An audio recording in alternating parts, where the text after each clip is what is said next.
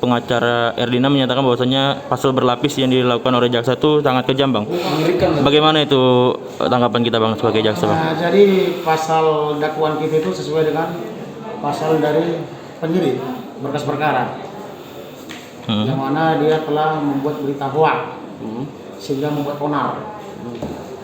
Yang mana motivasi dia membuat berita onar seperti itu, hoak itu hanya untuk menghilangkan utang dia, seperti saya dakwakan tadi, saya bacakan. Ada 3 pasalnya tahu nih. Ada 3 pasal, dan ini kan perkara kan sudah dirilis sama Kapolda langsung kemarin, ya kan? Dan ini viral perkara tersebut. Berarti, Bang, dengan dakwaan itu dia membuat berita hoaks dan membuat keonaran di masyarakat, ya, Bang, ya? Benar. Dan ini pun pihak kepolisian Polrestabes Galungan, karena ini laporan dini perampokan yang begitu sadis, mereka sampai membuat tim. Dan ini tim dilakukan mereka, dan mereka sudah melakukan penyisiran sesuai dengan keterangan terdakwa. Ternyata tidak ada kejadian tersebut yang dikatakan dia. Nah, itulah salah satunya. Oke, Bang, makasih banyak, Bang, ya. Bagaimana tanggapan kita soal dakwaan yang diajukan oleh jaksa tadi, Bang? Soal dakwaannya ya, buat kami sih dakwaan ini sangat mengerikan ya. Kenapa saya kasih kata-kata mengerikan?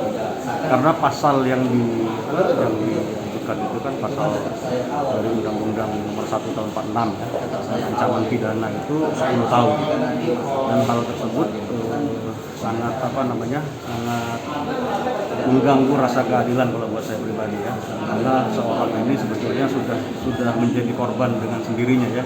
Dengan peristiwa yang dia sudah alami, dia sudah kehilangan 4 tangan ya, 4 dari jari tangannya, itu jari kelingking, jari manis, jari tengah, dan jari telunjuk itu sudah tinggal 1 buku ya.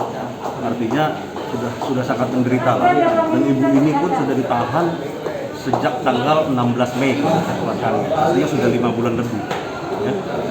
Kalau misalnya kita hitung-hitung sudah cukup terhukum lah ya, itu yang kenapa saya bilang sangat mengerikan. Sekarang dia harus dihadapkan dengan hukum lagi yang mengancam dia 10 tahun gitu, 10 tahun. Jadi ya saya sangat prihatin lah terhadap apa yang harus dijalani oleh terdakwa, dan saya harap nanti fakta-fakta persidangan juga akan terungkap ya, karena secara logika juga sebenarnya ada yang kurang masuk sih secara logika saja, di mana dia begitu menyebarkan berita hoax sementara dikaitkan dengan klaim asuransi, di mana kalau misalnya klaim asuransi itu biasanya orang itu nggak mau terbuka gitu, nggak mau supaya kasus itu menjadi heboh masyarakat ya.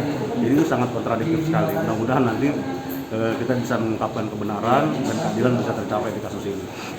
Bang, kan sebelumnya di polisi memang katanya asuransi itu, Bang. Ibu ini memotong jarinya sendiri dengan alasan untuk asuransi keluar tuh, Bang. Ya. Nah, itu bagaimana, Bang, cerita dari Ibu Erdina sendiri, Bang? Ya. Kalau untuk materi pembelaan atau materi persidangan, nanti silakan saja mengikuti di dalam persidangan. Pada waktunya kan akan terungkap juga faktanya itu seperti apa. Ya, saya tidak mau mendahului proses hukum, karena nanti kita lihat sama-sama ya. Masalah materinya. Tadi yang bisa saya tanggapi itu hanya mengenai apa yang saya rasakan pada saat saya membaca surat dakwaan itu, yang buat saya itu sangat mengerikan. Ada 3 pasal berlapis secara alternatif. Yang pertama itu dakwaan ke-1 terkait dengan penyebaran berita bohong ya, yang menyebabkan keonaran gitu di masyarakat. Ya, sekali lagi saya bilang nggak nyambung lah kalau misalnya orang dibilang sengaja dia menyebarkan, viralkan, memotong tangannya, padahal dia ya logikanya kalau mau dapat klaim ya semakin sunyi, semakin senyap, semakin lancar gitu.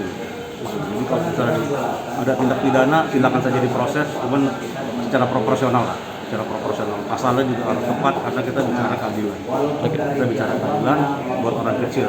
Selama ini juga beliau sudah menjalani hukuman sangat lama. Dia memiliki keluarga juga, dia sudah ditinggal suaminya. Sekarang dia harus memiliki 6 orang anak. Jadi mudah-mudahan nanti semuanya bisa berjalan dengan baik dan cepat. Oke, Bang, nama lengkap Abang siapa, Bang? Saya Andreas Nahot Silitonga. Andreas Nahot Silitonga. Nahot Silitonga. Oke. Kasih banyak ya, Bang, ya.